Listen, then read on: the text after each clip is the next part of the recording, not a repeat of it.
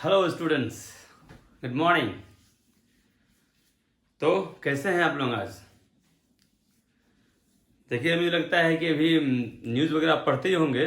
कुछ न्यूज़ कुछ लगता है कि कुछ खुशी का समाचार आया है कि जुलाई में जो है शायद शिक्षण संस्थानों को खोलने का जो है ना, इस पर चर्चा चल रहा है। और मुझे लगता है कि 15 जुलाई तक में ये स्टार्ट हो सकता है हमारा, फिर क्लास में बैठ के पढ़ेंगे। और जब तक नहीं हो रहा तब तक हम लोग वीडियोस देख ही रहे हैं, ठीक। तो मैं ये कहना चाहूँगा कि आप लोग सिर्फ इंग्लिश पर ही ध्यान दीजिए। आप बाकी का पेपर जो जैसे फिजिक्स हो गया, केमिस्ट्री हो गया, आपके सारे टीचर्स ऑनलाइन आपको दे ही रहे हैं क्लास, तो आप सभी को देखिए। और घर में भी बैठे बैठे और कोई काम तो होगा नहीं आपको अभी, तो जब मौका मिले तब बैठ के वीडियो देख लिए। भाई ऐसे भी आप कुछ ना कुछ मोबाइल में देखते ही होंगे, तो वीडियो ही देख लिया करते हैं। पढ़ाई के टच में रहेंगे तो आपको लिंक आपका नहीं टूटेगा, लिंक हमेशा जुड़ा रहेगा। लिंक का होना बहुत ज़रूरी है, मैंने आपको फर्स्ट वीडियो में बताया था सब बातें। चलिए, आप लोग खुद समझदार हैं। तो हम लोग अब थोड़ा सा आते हैं अपने टॉपिक पर कि पिछले वीडियो में हम लोगों ने देखा था use of dare and need ना। डेयर और नीड को मैंने बताया था किस तरह से यूज होता है और कैसे क्वेश्चन टेक्स्ट में उसका यूज होता है। और अब जो है थोड़ा बहुत कुछ डिफरेंट, कुछ मिसलेनियस बच गया है। मैं आज हम लोग उस पर चर्चा हम लोग कर लेते हैं कि क्या क्या बच गया है। 2-4 पॉइंट होगा, उसको थोड़ा डील कर लेते हैं, ठीक है। तो स्टार्ट करते हैं।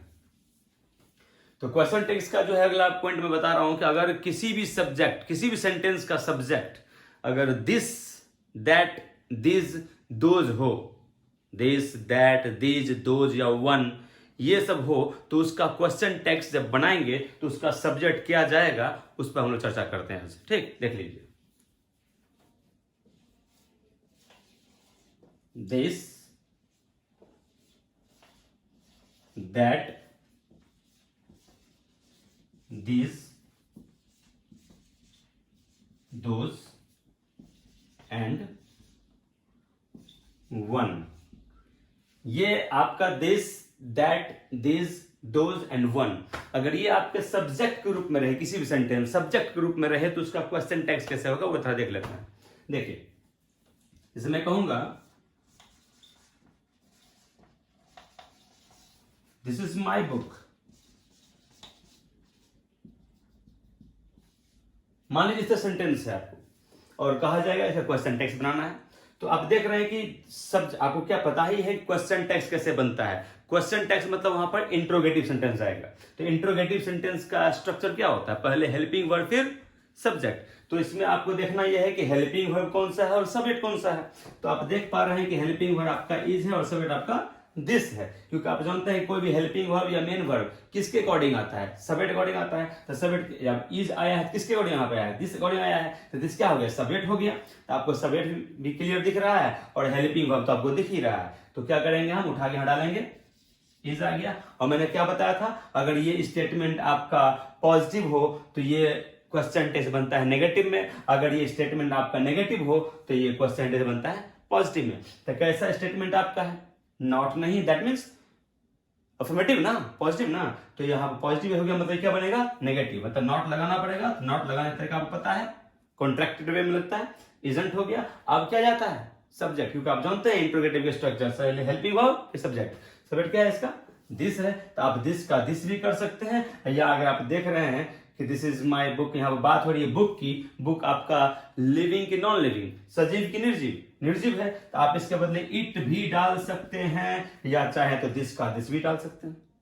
आपको ये देखना होगा कि दिस आया किसके लिए, यहाँ पर दिस आया यहाँ पर किसके लिए, बुक के। क्या कह रहा है, दिस इज माई बुक, ये मेरी किताब है, यह मेरी किताब है। यहाँ पर यह किसको कह रहा है, किताब को। तो किताब के लिए आया है यहाँ पर, यह ये बुक के लिए आया है दिस। तो आपका बुक क्या है, नॉन लिविंग है, नॉन लिविंग के लिए आप इट का यूज करते हैं, तो आप इट भी डाल सकते हैं, या आप चाहें तो दिस का दिस भी डाल सकते हैं। लेकिन आपको यहां पर एक चीज समझना होगा, आपके दिमाग में एक सवाल आया होगा कि यहां तो सब्जेक्ट आता है, यहां पर तो सब्जेक्ट आता है, सब्जेक्ट हमारा दिस है, तो हम बुक के अनुसार क्यों डाल रहे हैं।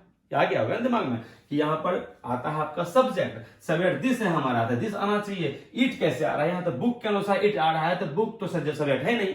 लेकिन आप एक चीज ध्यान दीजिएगा कि यहां पर जो है दिस, दिस आपका डिमोन्स्ट्रेटिव प्रोनाउन कहलाता है, दिस आपका डिमोन्स्ट्रेटिव प्रोनाउन कहलाता है। बचपन में 6ठी क्लास में पढ़ा होगा आप लोगों ने, पहले तो ऐसे देखा जाता है कि हिंदी मीडियम वाले बच्चों को तो 5th क्लास तक इंग्लिश रहता ही नहीं है, 6ठी क्लास रहता है। 6ठी क्लास में क्या रहता है, देखेंगे बुक सब में, बच्चे की बुक में देखिएगा, दिस इज अ बुक, तो क्या करता है, उंगली दे देता है, निशाना हाथ का इतना रहेगा, और बगल में बुक दे देगा, किताब फोटो बना रहेगा, दिस इज अ बुक, वही बुक को दूर में कर देगा तो ऐसे हाथ रहेगा, दैट इज अ बुक। तो आप देख रहे हैं कि इशारा कर रहा है, उसमें बुक में इशारा कर रहा है, दिस इज अ बुक। तो ये दिस जो यूज हो रहा है वो उस बुक के लिए बताया जा रहा है, उसी बुक के लिए बताया जा रहा है। दिस इज अ पेन, यहां पर यहां दिस जो आ रहा है उस पेन के लिए आ रहा है, ठीक है। तो वही आपका ये दिस जो है यहां पर बुक को इशारा कर रहा है, डेमोन्स्ट्रेट कर रहा है, इशारा कर रहा है कि दिस इज माय बुक, यह मेरी किताब है। तो यहां पर यह कौन, किताब, तो मतलब जाहिर सी बात है कि यह किसके लाया है, किताब के लाया है। इसलिए आप चाहें तो यहां पर इस बुक के अकॉर्डिंग इट डाल सकते हैं, या आप चाहें तो दिस का दिस भी डाल सकते हैं, no problem, you can use here this also as you wish, you can use either, आप इट भी कर सकते हैं या दिस भी कर सकते हैं, ठीक। अब लेते हैं दैट का यूज, देख लीजिए सेम होगा, जैसे कहिएगा that was your pen, have a look please, that was your pen, you can see here is your helping verb, you can put here the rule of question text। हम लोग क्या करते हैं, यहाँ पर हेल्पिंग वर्ब डालते हैं, उसके बाद कैसा सेंटेंस है ये, पॉजिटिव या नेगेटिव, देख रहे हैं कि पॉजिटिव है तो नॉट भी आएगा, अगर यहाँ पर नॉट पहले से रहता तो नॉट नहीं जाता, ये आपको पहले से पता है, हो गया। अब देखिए फिर यहाँ पर दैट क्या कर रहा है, दैट वॉज योर पेन, वह तुम्हारी कलम थी, वह तुम्हारी कलम थी, कौन, तो वह कौन थे, यहाँ पर पेन की बात हो रही है ना, तो आप चाहेंगे तो पेन के लिए इट कर सकते हैं, या चाहे तो आप दैट का दैट कर सकते हैं, as you wish, you can use, यहां पर आप इट भी कर सकते हैं या दैट भी कर सकते हैं, ओके, समझ में आया, सिंपल है। आप छोड़िए, अगर आपको लग रहा है कि इट वगैरह कैसे आ रहा है, तो ऐसे मैं आपको बता चुका हूं कि अगर यहां पर नॉन लिविंग वर्ड रहेगा, नॉन लिविंग रहेगा और इसी की बात ये कर रहा होगा, जिसकी बात ये कर रहा है उसके अकॉर्डिंग भी आप डाल सकते हैं। अगर मैं यहां पर कर दूंगा this is my son, if I write here this is my son, अभी हमें सन डाल दिया, सन आपका निर्जीव होता है ना, सजीव होता है ना, तो आपका यहां पर अगर सन आ जाएगा तो सन के लिए आप इट तो डाल सकते हैं, तो सन के लिए क्या जाएगा, ही जाएगा, या आप दिस का दिस डाल सकते हैं। दिस तो बिल्कुल ये कॉमन है कि you can use always this, आप दिस का यूज हमेशा कर सकते हैं, लेकिन अगर चाहे दूसरा क्वेश्चन में डालना चाहेंगे आप तो ये उसको देखना होगा। अगर यहां पर नॉन लिविंग है तो इट डालिए, लिविंग है तो ही और सी डालिए, as you wish, okay, clear हुआ। दिस दैट हो गया। दिस देखते हैं, दिस आपका क्या होता है, सिंगुलर की प्लूरल, आपका दिस कैसा होता है, प्लूरल होता है ना, तो प्लूरल है तो यहां पर अगर मैं दिस कर दूं, दिस आपका इज लेगा, आर लेगा, आर ले लेगा, दिस आर हो जाएगा, सिंपल वही ऑर्डर होगा, तो यहां से उठ के आर जाएगा, यहां से उठ के आपका आर जाएगा वहां, और नॉट नहीं तो नॉट भी आएगा, आरंट हो जाएगा, आरंट के बाद यहां पर दिस रहेगा तो दिस का दिस देंगे, या आपका दिस आर माई बुक्स हो जाएगा, तो यहां ना देखिए देखिए देखिए मैं देता हूं,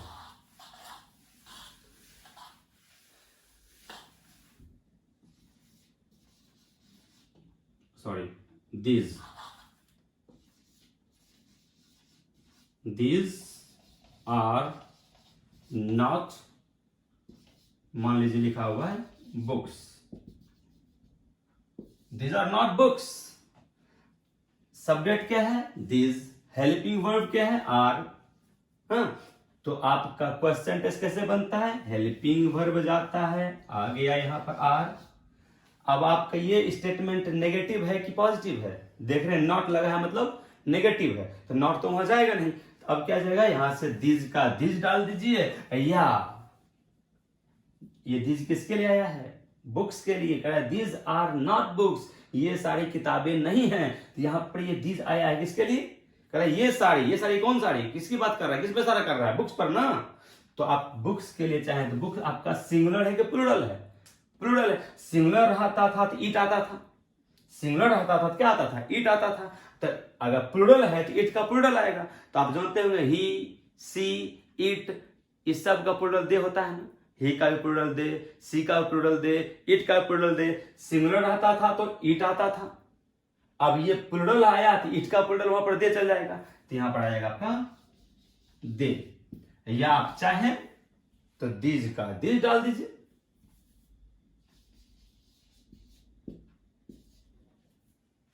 दीज का दीज डाल दीजिए, वैसे दोज हो जाएगा। मैं कहूंगा यहां पर those are my chairs, those are my chairs, वे सारी मेरी कुर्सियां हैं। तो दोज आर हेल्पिंग मिल गया, डालिए यहां पर। अब तो आप लोगों को इजी हो गया होगा बनाना। आर हो गया, नॉट नहीं है नॉट डालेंगे, आरंट हो गया। उसके बाद आपका दोज किसके लिए आया है? चेयर्स के लिए, चेयर्स के लिए। यहां पर सिर्फ चेयर रहता, सिंगुलर रहता, एस नहीं रहता, सिंगुलर रहता तो ईट आता। प्लूरल है, ईट का प्लूरल दे जाएगा ना, चलिए दे डाल दिए। या जो ये सब या वो डाल सकते हैं आप, वो तो कंपलसरी आ सकता है आराम से। यहां पर आप दोज का दोज डाल सकते हैं। ओके गाइस, ये तरीका हुआ। अब बचता क्या है? वन। देख लीजिए, वन को देख लीजिए।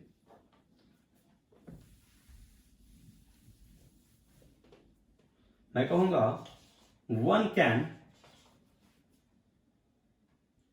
Play here,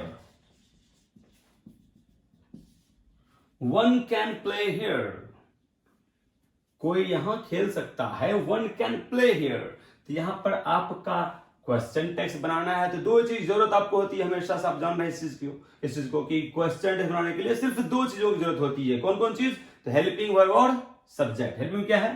can. Okay, subject तो उसके ऊपर रहता ही है, कोई दिक्कत? चलिए कैन कैन डालिए यहां पर। बताइए ये स्टेटमेंट आपका कैसा है, पॉजिटिव या negative? This is your positive sentence, तो आपका यहां पर क्या आएगा? नॉट आ जाएगा, तो काउंट कर देते हैं। ओके, और उसके बाद क्या जाएगा? सब्जेक्ट। यहां पर वन का वन आएगा, यहां पर और किसी अनुसार मत डाल देना, यहां पर इसी अनुसार आएगा। ठीक है, वन का वन जाएगा। Is that clear?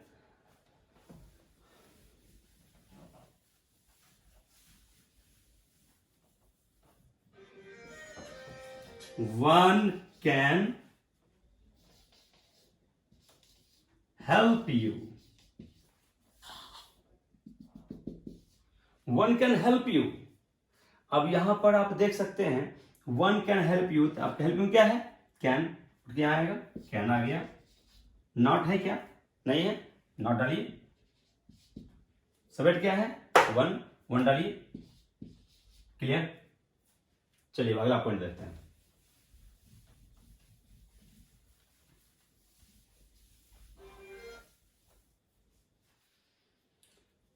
अगला पॉइंट आपका है कि अगर आपके सेंटेंस में, सेंटेंस की स्टार्टिंग, आपके किसी सेंटेंस की स्टार्टिंग देयर से हो, देयर, नहीं तो एक काम करते हैं, देयर को बताने से पहले मैं आपको दिस का ही बताया, तो दिस से रिलेटेड एक और पॉइंट है, पहले वो हम लोग समझ लेते हैं कि अगर दिस, दैट, these,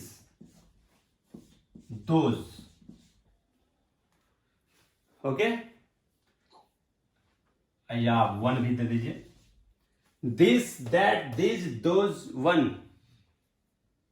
से स्टार्ट हो रहा है सेंटेंस। अभी जस्ट आपने पढ़ा इससे पहले, दिस, दैट, दिस, दोज से कोई सेंटेंस स्टार्ट हो रहा है, और उसके जस्ट बाद, इस सब के किसी का यूज कर रहे हैं, उसके जस्ट बाद कोई नाउन आ रहा है, कोई नाउन आ रहा है। जैसे देखिए, मैं कहूंगा दिस टेबल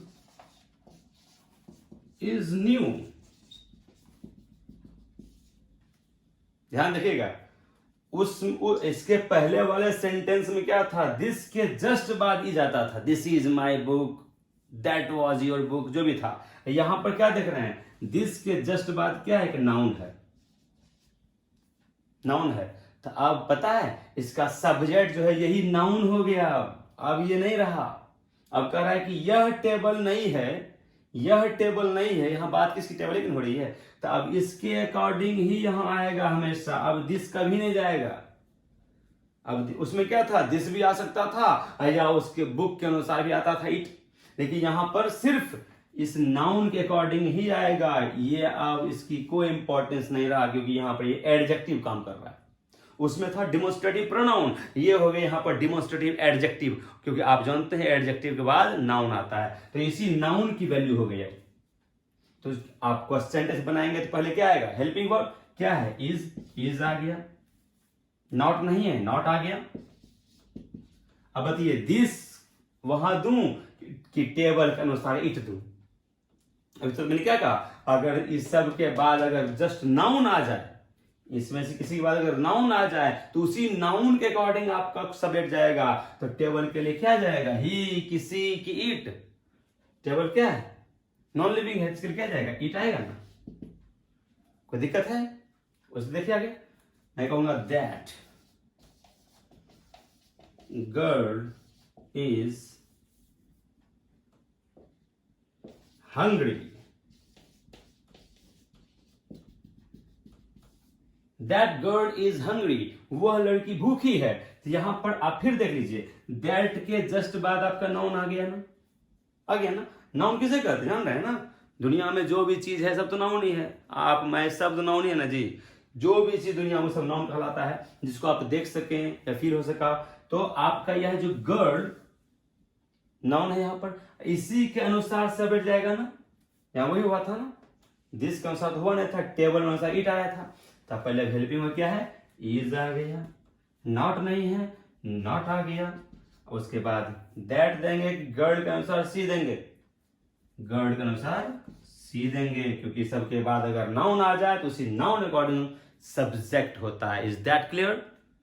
अब देखिए यहीं पर मैं कर दूंगा these students are very intelligent, these students are very intelligent. अब वहां पर तब क्या हो जाएगा, दीज के अकॉर्डिंग सब्जेक्ट जाएगा कि स्टूडेंट्स के अनुसार जाएगा, स्टूडेंट्स के अनुसार जाएगा। तो स्टूडेंट्स के लिए ही जाएगा कि दे जाएगा, स्टूडेंट्स कह रहा हूं मैं, एस लगा हुआ लास्ट में, प्लुरल होगा, प्लुरल क्या जाएगा, दे जाएगा ना। एक मैं एग्जांपल दे देता हूं मैं, उसको आप बाकी खुद कर लीजिएगा।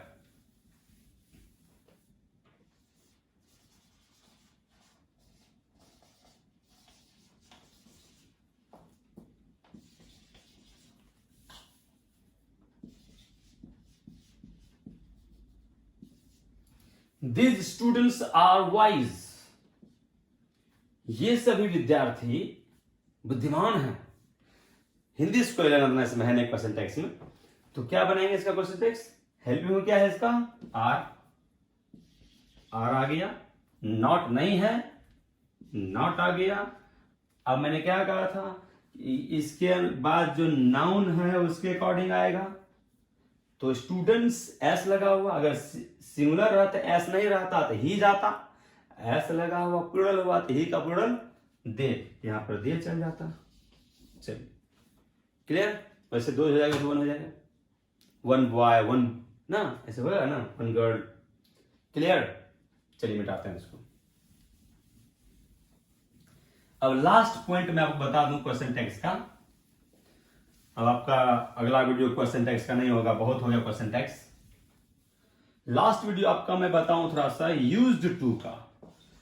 मुझे बच्चे ने कमेंट्स में लिखा है कि यूज्ड टू का यूज कैसे होगा, थोड़ा उसको हम लोग देख लेते हैं। मैं ऐसे बताने वाला था, छोड़ता मैं नहीं, आप कमेंट्स नहीं भी कर दे तो भी।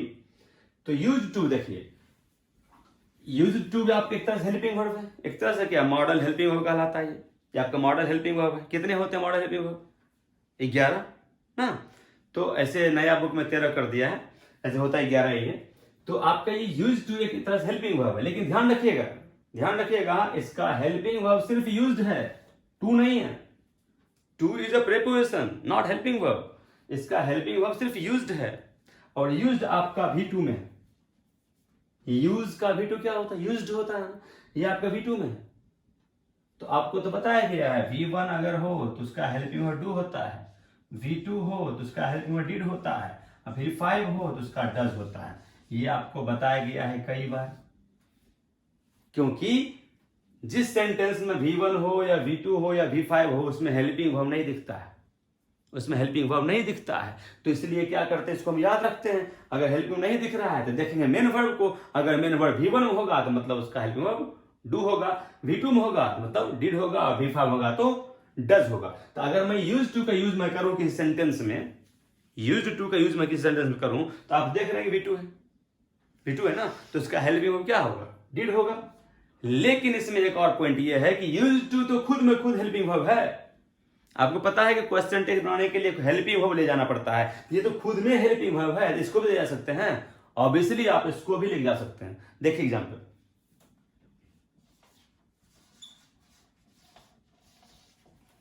I used to play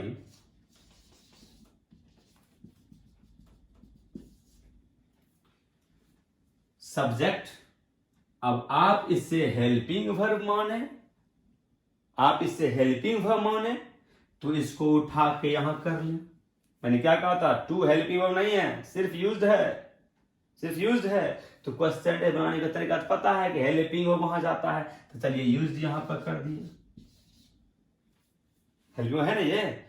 अब नॉट नहीं है तो नॉट यहां डाल दिए, और उसके बाद सब्जेक्ट क्या है, आई, आई आ गया, कोई दिक्कत। या दूसरा देख लीजिए, मैंने क्या कहा, अगर आप इसको V2 मान लेते हैं, है V2, अगर आप इसको V2 मान लेते हैं तो V2 का हेल्पिंग वर्ब क्या होता है, आप वो भी कर सकते हैं। चलिए डिड कर दिए, डिड कर दिए, नॉट नहीं है नॉट डाल दिए, उसके बाद सब्जेक्ट क्या है, आई, आई डाल दिए। आप ये दो तरीके से बना सकते हैं। अगर यूज टू का यूज सेंटेंस में हो तो उसका क्वेश्चन टेक्स्ट या तो यूज्ड को ही लिखते चले जाइए, या यूज्ड को अगर आप V2 समझते हैं तो V2 का हेल्पिंग वर्ब डिड होता है, डिड लिख चल जाइए। Both are right, both are right, you can use either. Just have a look another sentence of used to, they used to eat meat. Have a look. They used to eat meat. Helping verb भी है ये, अब V2 भी है ये। अब आपके ऊपर डिपेंड करता है क्वेश्चन टेक्स्ट जब बनाना है तो इसको हेल्पिंग वर्ब मान के बनाए कि V2 मान के बनाए, जो मान के बनाओगे दोनों सही होगा। चलिए पहले हम क्या करते हैं, इसको V2 मान के ही बनाते हैं। V2 है तो V2 हेल्पिंग क्या होता है, डिड होता है, यहां पर आ गया डिड। नॉट नहीं है नॉट आ गया, सब्जेक्ट क्या है, दे का दे आ गया। या दूसरा रूल, इसको हेल्पिंग वर्ब मान लेते हैं। अब हेल्पिंग वर्ब जब मान ही लिए तो हेल्पिंग वहां जाता ही है, उठा के वहां कर देंगे यूज्ड। सिर्फ यूज्ड को नॉट टू मत कर देना, टू मत कर देना। अब उसके बाद नॉट नहीं तो नॉट आएगा, और उसके बाद सब्जेक्ट क्या है, दे का दे चल जाएगा। क्लियर। तो हमारा क्वेश्चन टेक्स्ट आज क्लियर हो गया। अब आपको हाँ एक चीज और, एक बच्चे ने सवाल किया था कि मुझे सारा हेल्पिंग वर्ब सर लिख के दे दीजिए, कौन कौन सा हेल्पिंग वर्ब होता है, सारा लिख के हमको दे दीजिए, हमको याद नहीं है, भूल गए या कुछ भी। तो मैं एक बार सारा हेल्पिंग वर्ब से एक बार आपको लिख देता हूं, आपने स्क्रीनशॉट ले लीजिएगा। अब यहां तो मैं कहूंगा नहीं उतार लो, अरे भाई आजकल फैशन जमाना है, टेक्नोलॉजी जमाना है, स्क्रीनशॉट, हाँ टाइम बचेगा। वैसे भी टाइम बचा करोगे क्या, टाइम बचा करोगे क्या, कोई प्रधानमंत्री तो हो नहीं तुम, हाँ दिन भर तो यूं ही गुजरता होगा। कोई तो कौन सा गेम निकला है आजकल जो काफी खेलता है, हैं? वो कौन तो गेम नामो भूल गए, तुम लोग कौन खेलते हो। तो ये सब चीज आपका वेस्टिंग है टाइम का। आप जो भी मैं दे रहा हूं या जो भी टीचर दे रहे हैं उसको पढ़ते रहिए, हाँ समय का यूज कीजिए। वैसे आपको मैं क्या कहूंगा, मैं खुद समय को वेस्ट कर रहा हूं आजकल, कोई काम ही नहीं है। चलिए मैं बताता हूं आपको, हेल्पिंग वर्ब टोटल कुल मिला कितने होते हैं, 24 होते हैं। उसको 3 भाग बांटा, मैं भी एक्सप्लेन नहीं करूंगा, मैं सिर्फ लिख देता हूं। उसको 3 भाग बांटा गया, 24 को 3 अलग अलग पॉइंट में डाल दिया गया, अलग अलग नाम दे दिया गया है। तो जैसे पहला हो गया आपका प्राइमरी, प्राइमरी हेल्पिंग वर्ब। ठीक है, इसमें क्या क्या आता है, is, are, am, was, were, has, have और हैव। ये कुल मिला कितने हो देखे तो आपको शायद 8 हो जाते होंगे, 1 2 3 4 5 6 7 8। तो इस सब मिला के आपका 8 होता है प्राइमरी में। 24 में 8 खत्म, बचा कितना, 16। एक और देखिए, दूसरा होता है आपका मार्जिनल।